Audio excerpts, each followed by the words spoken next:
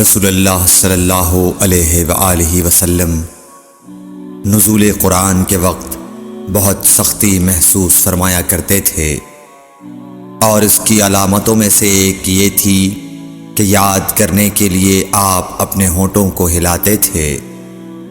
ابن عباس رضی اللہ تعالیٰ عنہ نے کہا، میں اپنے ہونٹوں کو ہلاتا ہوں جس طرح آپ ہلاتے تھے۔ سعید کہتے ہیں، میں بھی اپنے ہونٹ ہلاتا ہوں جس طرح ابن عباس رضی اللہ تعالیٰ عنہ کو میں نے ہلاتے دیکھا۔ پھر انہوں نے اپنے ہونٹ ہلائے۔ ابن عباس رضی اللہ تعالیٰ عنہ نے کہا، پھر یہ آیت اتری کہ اے محمد، قرآن کو جلد جلد یاد کرنے کے لیے اپنی زبان نہ ہلاؤ، اس کا جمع کر دینا اور پڑھا دینا ہمارا ذمہ ہے۔ حضرت ابن عباس رضی اللہ تعالیٰ عنہ کہتے ہیں، یعنی قرآن آپ صلی اللہ علیہ وآلہ وسلم کے دل میں جمع دینا اور پڑھا دینا ہمارے ذمہ ہے۔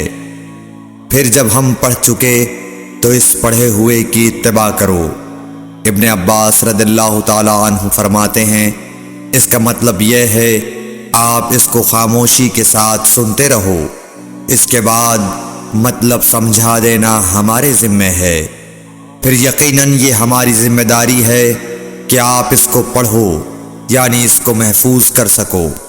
چنانچہ اس کے بعد جب آپ کے پاس حضرت جبرائیل علیہ السلام وحی لے کر آتے تو آپ توجہ سے سنتے، جب وہ چلے جاتے تو رسول اللہ صلی اللہ علیہ وسلم اس وحی کو اس طرح پڑھتے جس طرح حضرت جبرائیل علیہ السلام نے اسے پڑھا تھا۔